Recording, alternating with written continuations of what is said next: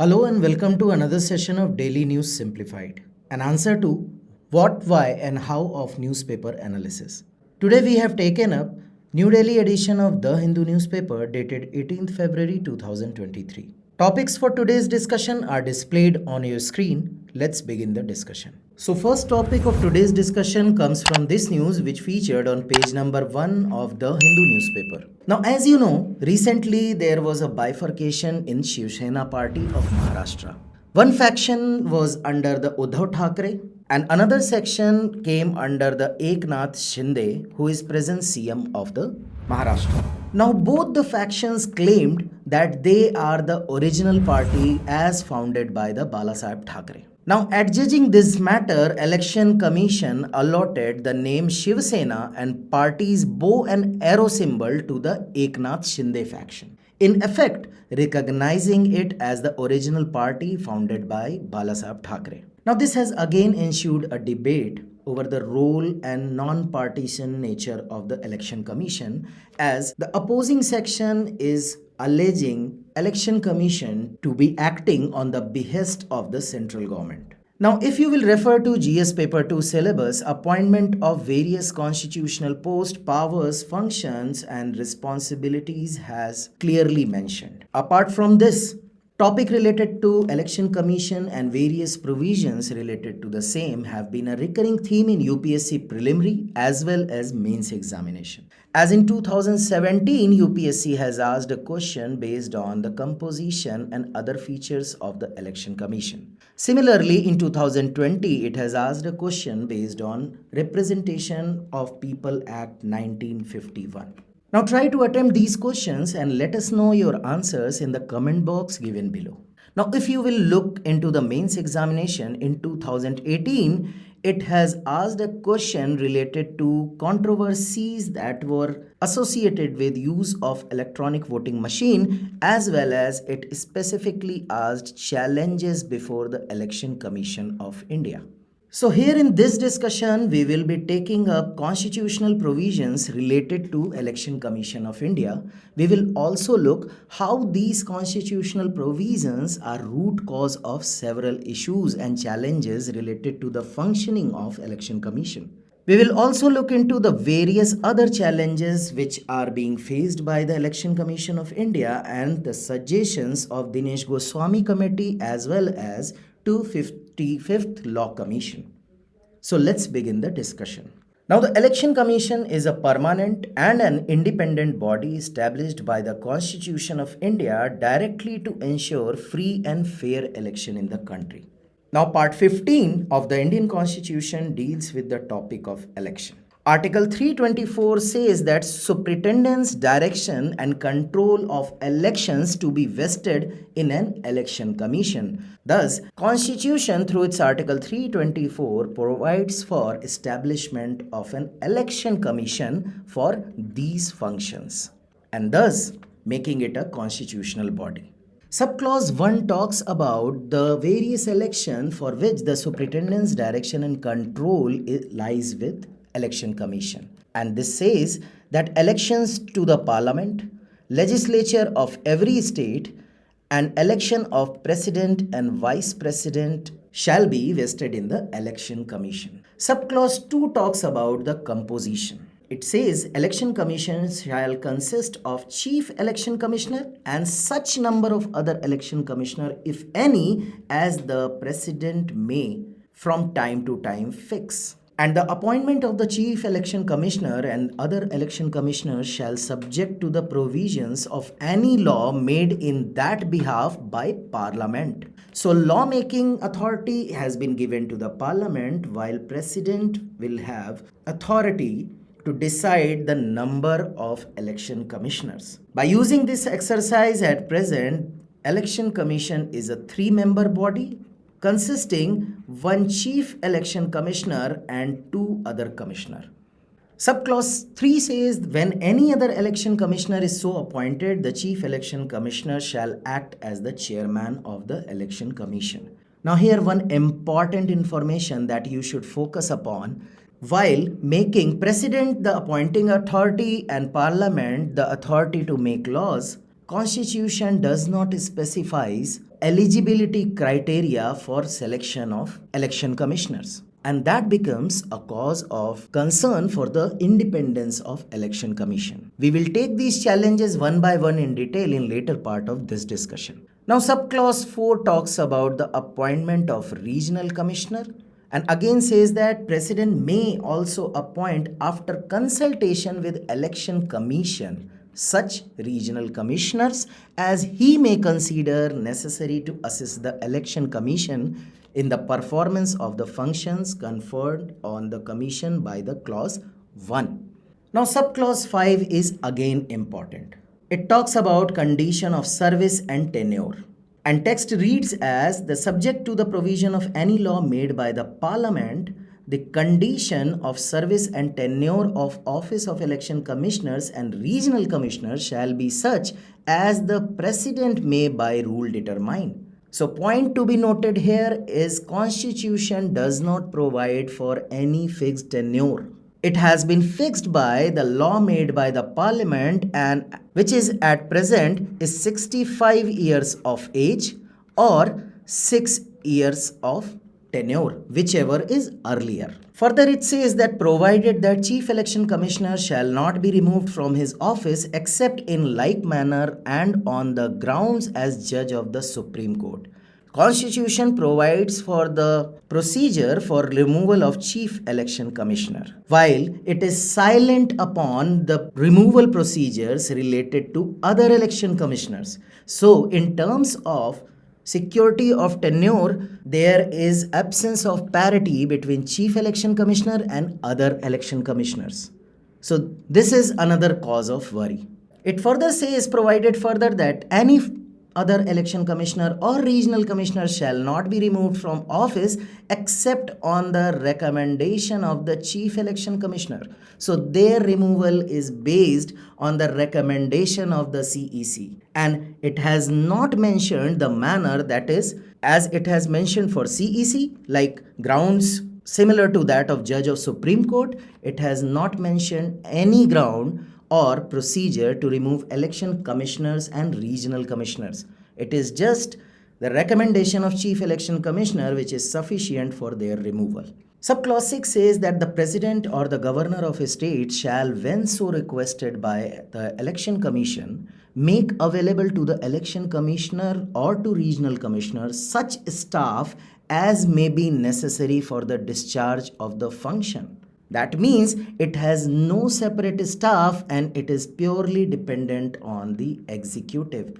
That is another challenge in the functioning of the election commission.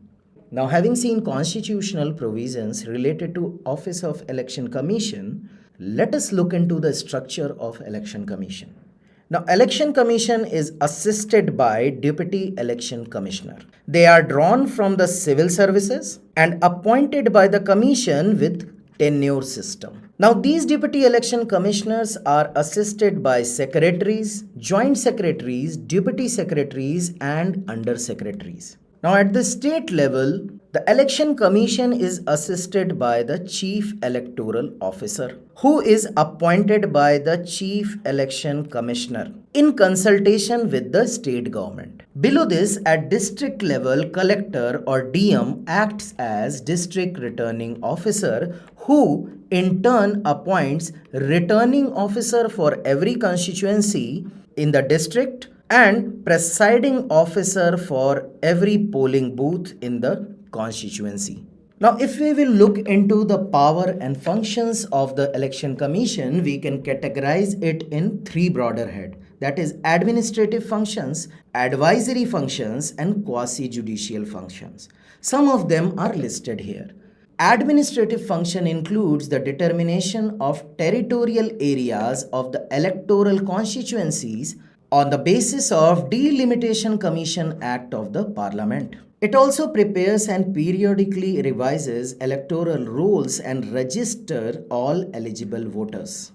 It has a duty to notify the dates and schedules of elections and to scrutinize nomination paper. It has another function, that is to grant recognition to political parties and allocate election symbol to them. Now, to determine the code of conduct to be observed by the parties and the candidates at the time of election is another administrative function of the Election Commission. Another very important function is registration of political parties for the purpose of elections and grant them the status of national or state parties on the basis of their poll performance. Now, advisory function includes advice to President and the Governor on matters related to disqualification of Member of Parliament in case of President and Member of state legislatures in case of the Governor. It also advises President whether election can be held in state under President rule in order to extend the period of emergency after 1 year. Under its quasi-judicial function, it acts as a court for settling disputes related to granting of recognition to political parties and allotment of election symbols to them. Now, exercising this function, Election Commission has granted the Eknath Shinde faction the symbol of bow and arrow and recognized them as the original Shiv Sena. Another quasi-judicial function includes appointment of officers for inquiring into disputes relating to electoral arrangements. So, having seen the constitutional provisions, having seen the structure and powers and functions, let us look into what are the challenges or what are the issues which Election Commission is facing while it's functioning. Now, the first challenge, as you can recall from the text of the Constitution, there is no mention of any kind of qualification or eligibility criteria to be appointed as election commissioner. So, President in his discretion, or rather say as he is bound by the aid and advice of the Council of Ministers, it is the Council of Ministers or the present government at center whose discretion is final in the appointment of election commissioner. And there is always an allegation of favoritism towards a person who aligns with the ideology of the central government.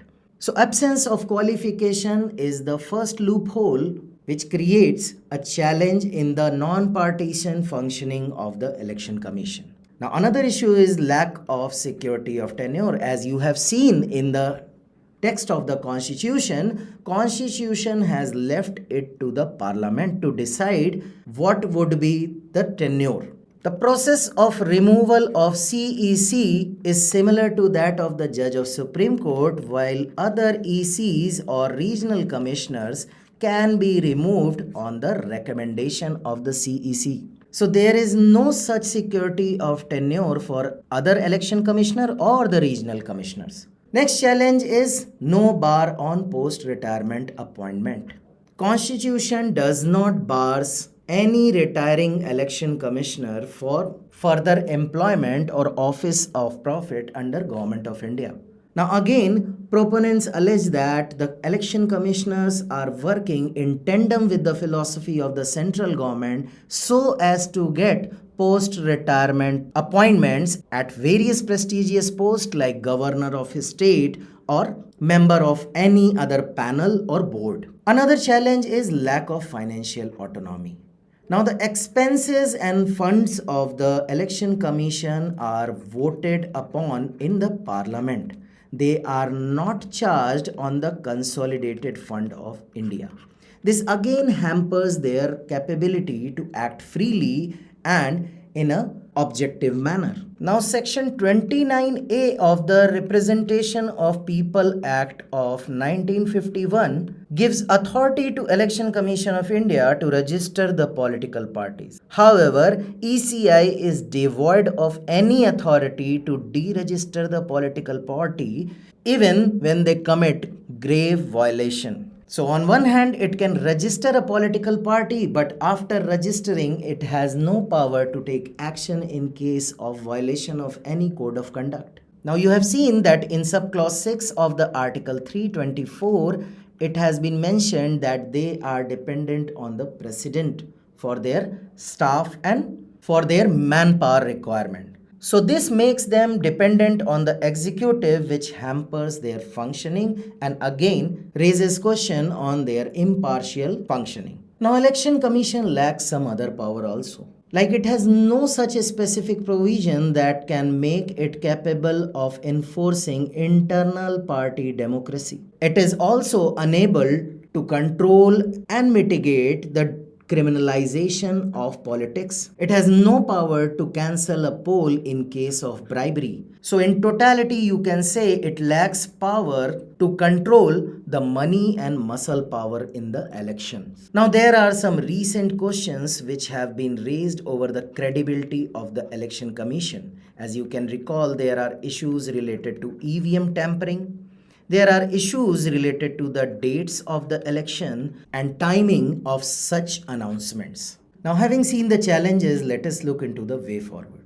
These are mostly based on the 250th Law Commission's recommendation as well as Dinesh Goswami's committee's recommendation. Now, first is EC's expense to be charged on Consolidated Fund of India, which right now is voted and approved by the Parliament, thereby giving the financial discretion to the Election Commission and not the Parliament. Second recommendation is separate and independent secretariat with powers to appoint, transfer, and promote its staffs and officers. Independent Secretariat would insulate EC from executive's interference on the issues of appointment as well as promotions. Now, another suggestion of 255th Law Commission is collegium-based appointment. It suggests that the appointment of the election commissioners, including CEC, should be made by the President in consultation with three-member collegium or selection committee, which should consist Prime Minister, Leader of Opposition and the Chief Justice of India. It suggests that elevation of an election commissioner should be based on seniority, unless the three-member collegium committee, for reason to be recorded in writing, finds such commissioner unfit. It also suggests common electoral roll for parliament, assembly and local elections so as to avoid duplicity of efforts and resources by the EC as well as State Election Commission. It says that filling of false affidavit should be made a corrupt practice. It suggests that punishment should be increased from 6 months to 2 years of imprisonment. It also suggests that bribery during election to be made cognizable offense and enhance punishment up to 2 years and postponed and declare the election null and void.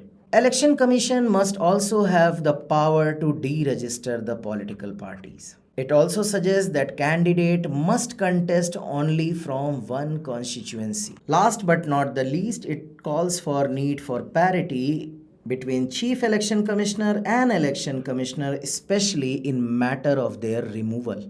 The next topic of today's discussion comes from this news which featured on page number 6 of The Hindu newspaper. As Congress leader Rahul Gandhi has stood by his statements made during his speech in the Lok Sabha in his response to a charge of breach of privilege of the House that was raised by a Bharatiya Janata Party member and a union minister. Now, according to the editor, it is strange that a member of parliament whose duty is to hold the executive accountable to parliament is being accused of breach of privilege of the House for seeking answers on crucial issues. Now, parliamentary privileges are certain rights and immunities that are granted to members of parliament and state legislatures in order to enable them to perform their duties effectively. Now, parliamentary privileges in India are governed by a number of laws and rules, including Constitution of India, the rules of procedure and conduct of business in Lok Sabha and rules of procedures in Rajya Sabha. As of now, the codification of parliamentary privileges in India remains a subject of debate and controversy. While the Constitution and other laws provide for certain privileges and immunities to members of parliaments and state legislatures,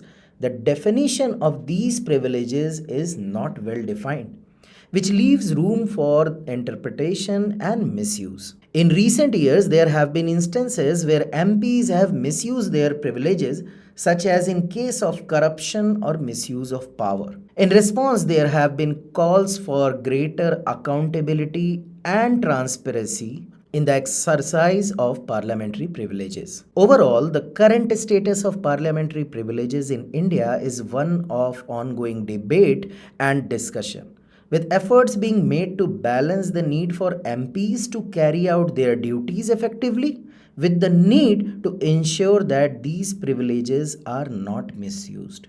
Now, if you will look into the GS paper 2 syllabus, Parliament and state legislatures' powers and privileges have been clearly mentioned. In Mains 2014, UPSC has asked questions specifically based on the privileges and immunities of Parliament and its member.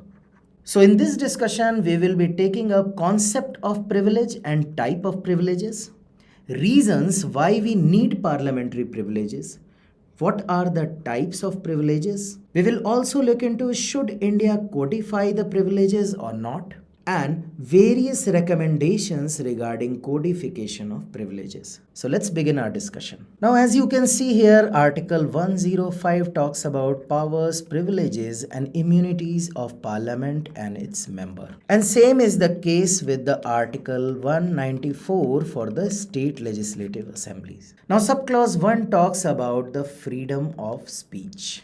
Subclause 2 talks about immunity from proceedings in court.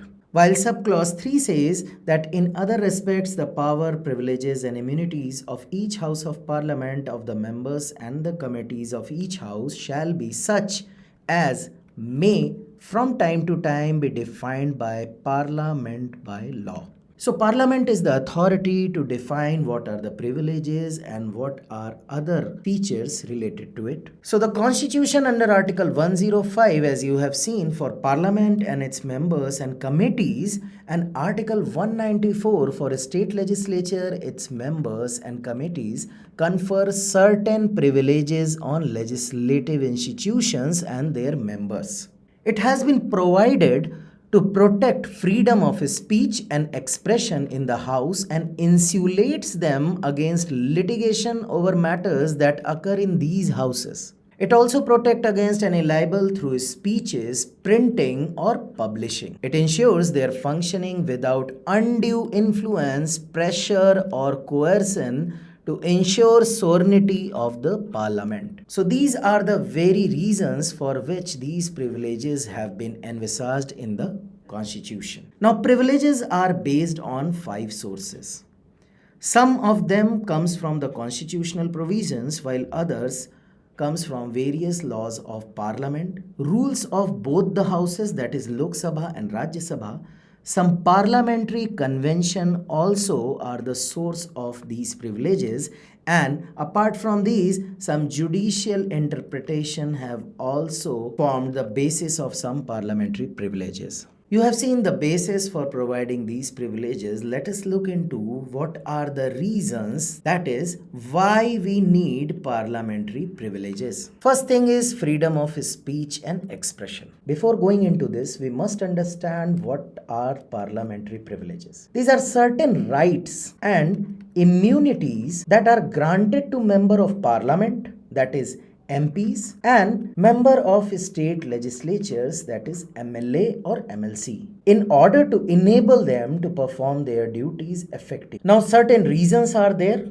First is freedom of speech and expression. Now, parliamentary privileges ensure that MPs and state legislators can express their opinion freely and without fear of legal action. This is important because it allows them to represent the views and concerns of their constituents without fear of retribution. Second reason is protection from legal action. This makes them immune from legal action for statements made in the course of their duties. This is important because it allows them to express opinion freely, even if those opinions are controversial or critical of the government and other institutions. Now, third reason is access to information. Now, these privileges provide MPs and state legislators with the rights to access certain types of information that may be necessary for them to perform their duties effectively. This includes access to government documents and information about the activities of public officials. And lastly, it provides them control over their proceedings. This includes the ability to regulate their own internal affairs and to maintain order and decorum within their respective chambers. Overall, parliamentary privileges are essential to the effective functioning of the legislative process. By providing MPs and state legislators with certain rights and immunities, parliamentary privileges help to protect the independence and integrity of the legislative process and ensure that elected representatives are able to carry out their duties effectively. Now, what are various types of privileges? You can broadly categorize them into two heads. First is collective privileges, and second is individual privileges. Collective means those privileges which are enjoyed by entire house, and individual which are enjoyed by individual members. Now, collective privileges include exclusion of a stranger from the proceedings of the house, hold a secret sitting of the legislature, freedom of press to publish true reports and parliamentary proceedings, but this does not happen in case of secret sitting. Only parliament can make rules to regulate its own proceedings. There is bar on court from making inquiry into proceedings of the house, that includes speeches, votes, etc. Now, individual privileges include immunity from arrest during session and 40 days before and 40 days after the session. Protection available only in civil cases and not in the criminal cases. They are not liable in any court for any speech in parliament and are also exempted from jury service when the house is in session. So the question arises, should India codify the privileges? As that non-codification of privileges is the bone of contention. As at several instances, we have seen that under the purview of breach of privileges, several arrests and detention have been made. As was the case in the Maharashtra, where a police officer was arrested and detained for blocking road of an MP, and so was the case with some journalists who have been arrested on the account of breach of privilege of the state legislatures. So let us look into the question that whether we should codify the privileges or not. Now, first reason is it is against the constitutionalism or doctrine of limited power. Now, the main feature of our constitution is that it is a written constitution. Now, for a written constitution, an unwritten code of privileges is an irony. Absence of codified privileges gives unbridled power to House to decide when and how breach of privilege occurs. So it is against the basic concept of constitutionalism itself, as those who are responsible for making laws have not codified their own privileges and law related to their proceedings. It also violates the principle of separation of power, as Speaker acts as complainant as well as advocate as well as judge of the case. So it is clear dilution of concept of separation of power. Now, penal action in cases of breach of privileges is absolutely unwarranted unless there is an proven attempt to obstruct the functioning of the House or its member. So it should be used sparingly and not on a frequent basis or on the basis of whims and fancies of its member. It must only be invoked by legislature when there is a real obstruction to its functioning. Now, in past we have seen breach of privilege was invoked for genuine criticism of members of the houses or due to political vendetta. It reduces accountability of elected representatives. In some cases, it was invoked on grounds of defamation by individual members, while judicial remedy available under defamation and libel law. So misuse should be avoided and it should be used only when there is a real attempt to obstruct the functioning of the House. So in this regard, various recommendations have been provided by various committees. Now, the recommendation of National Commission to Review the Working of the Constitution, that is NCRWC, says that the privileges of legislators should be defined and delimited for the free and independent functioning of the Parliament and state legislature. It says that Article 105 and 194 may be amended to clarify that the immunity enjoyed by the members and parliamentary privileges does not cover corrupt acts committed by them in connection with their duties in the House or otherwise. It also suggested that no court would take a cognizance of any offense arising out of a member's action in the House without prior sanction of the Speaker or the Chairman, as the case may be. Second, ARC also endorsed the recommendation of the NCRWC. The 16th All India Whips Conference recommended to consider codification of privileges to remove the uncertainties surrounding them and address the anxieties of the people and the press. So what is the way forward? Now the Constituent Assembly envisaged the system of uncodified privileges based on British House of Commons as only temporary. Indian and British Parliament have different political and legal status. That is, popular sovereignty versus the parliamentary sovereignty. Therefore, there is need for proper codification of privileges as was done in Australia in 1987. It has passed a Parliamentary Privileges Act, clearly defining privileges, the condition of their breach and consequent penalty, while India is yet to do so. Now, the decision of a speaker may be influenced by his or her political affiliation. Therefore, the trial must be conducted by a competent, independent and impartial tribunal. Higher judiciary must set limits on punitive power. Now, lastly and most importantly, the sovereign people of India have restricted right to free speech while their representatives have absolute freedom of speech in the houses. As you all know that there are provisions related to reasonable restriction on the freedom of speech and expression, while there is no such provisions related to the representative in the house. So the courts must revisit earlier judgments to find right balance between fundamental rights of the citizen and the privileges of the legislatures. Inspiration for our next discussion comes from this article which featured on page number 6 of the Hindu newspaper. Article is about recent actions taken by Taliban in Afghanistan.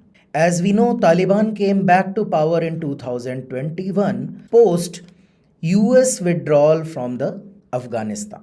Now, the new dispensation, that is Taliban, promised that women education rights and other liberal rights will be honored and eventually will be provided to the citizens of Afghanistan. However, the ulterior motive was to gain international recognition to the new government. Now, as we all know, Taliban failed to achieve its objective and most of the nation did not recognize it as a legitimate governing body. So now what happened? Taliban went back to its old path and it has started a crackdown on the people who have a liberal approach or liberal demand. So if you will see General Studies paper 2, India and its neighborhood relation is mentioned as well as effect of policies and politics of developed as well as developing countries on India's interest and Indian diaspora has been mentioned. So here in this discussion, we will look into what have been the impact of Taliban takeover, why and what are the significance of the Afghanistan, how Indian government has engaged with Taliban and what should be the way forward. So let's begin our discussion. Now before moving on to the main discussion, let us trace India's security concern in Afghanistan. Now, Taliban's forced ousting of democratically elected Ashraf Ghani government was a major setback to India's security because India's perception of Taliban has been innately shaped by the events surrounding the hijacking of IC-814 in December 1999. So, India look at Taliban with certain amount of suspicion. In 2001, when Taliban was overthrown after the US-led invasion in Afghanistan, India's security concerns were partially mitigated. India then actively engaged with the new dispensation in Kabul, which was reflected over the past 20 years. India invested around $3 billion in Afghanistan in various projects. Now, with Taliban back in power in Kabul, India believes these developmental efforts may have come to a naught, aggravating its security concerns. Indian security establishment believes that a hardline Islamic Sharia-based government may spread its radical ideological influence across the subcontinent, boosting the morale of the Islamist terror groups operating in India and generating stronger recruitment and violence. Now, New Delhi perceived that the United States relied overly on Pakistan to facilitate its quick exit from the country. Even now, Washington appears to be leaning on Islamabad to fix Afghanistan's imbroglio. India is not comfortable with this arrangement as it increases Pakistan's control and influence in Afghanistan. So why this is a matter of concern? An answer lies in significance of Afghanistan to India. First is regional balance of power. Afghanistan is tied to India's vision of being a regional leader and a great power, coupled with its competition with China over resources and its need to counter Pakistani influence. India's ability to mentor a nascent democracy will go a long way to demonstrate to the world that India is indeed a major power, especially a responsible one. Now, India's interest in Afghanistan relates to its need to reduce Pakistani influence in the region. Second is the energy security. The pipeline projects like TAPI, that is Turkmenistan, Afghanistan, Pakistan, and India, which seeks to connect an energy rich Central Asia to South Asia, will only see the light of the day if stability is established in Afghanistan. Now, for access to landlocked Central Asian countries that border Afghanistan, India requires a stable dispensation at Afghanistan. Now, Afghanistan is rich in natural resources with large resources of copper, iron, and other unexplored minerals.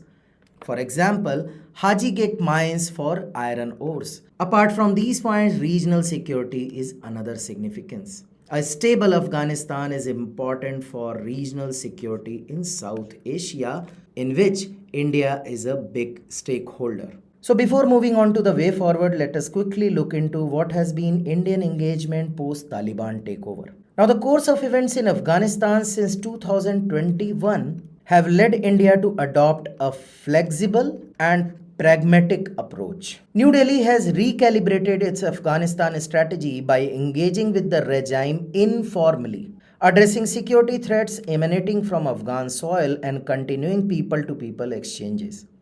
It provided emergency humanitarian assistance despite connectivity constraints and the absence of a functional embassy in Kabul. Despite ideological differences, India also hopes to increase its engagements with the Taliban in the coming months by leveraging growing differences between the Taliban and the Pakistan. Since the Taliban takeover, India has supplied wheat and other essential food items and COVID-19 vaccines as humanitarian aid to Afghanistan. Carrying this engagement forward, the Indian government has announced financial assistance to Afghanistan too. So let us look now into the way forward. Now, India should provide more military training to Afghan security forces and invest in longer-term capacity building programs. It should actively support and invest in the National Directorate of Security, for example, by providing training and sharing intelligence. Finally, given the continued level of violence and the impact of coronavirus on the Afghan economy, India should expand its developmental assistance. Now, India should also look to broaden the engagement with Iran and Russia, explore opportunities for cooperation with China, and find common ground with the United States on Afghanistan's future. This does not mean forcing competing interests to align, it just means investing in a wider diplomatic initiative with the view to carve out areas of convergence. Now, lastly, India should consider appointing a special envoy dedicated to Afghan reconciliation. The envoy can ensure that Indian views are expressed at every meeting, broaden engagement with Afghan government and other political actors, and reach out to certain Taliban representatives.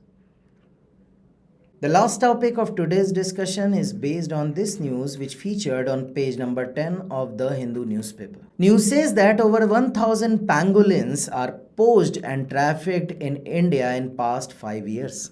Now, this news is effectively important for the preliminary perspective as general issues on environmental ecology, biodiversity, and climate change has been mentioned in your preliminary syllabus. If you will trace previous year preliminary question in UPSC, you will find that in 2013, it has asked to identify which among the following species are endangered. While in 2019, it has again asked a question based on various species in India and abroad. Now try to attempt these questions and let us know your answers in the comment box given below. So here in this discussion, we will be looking at the information important from the preliminary perspective related to the pangolin. Now as you can see in this photograph that they are full of armor of scales.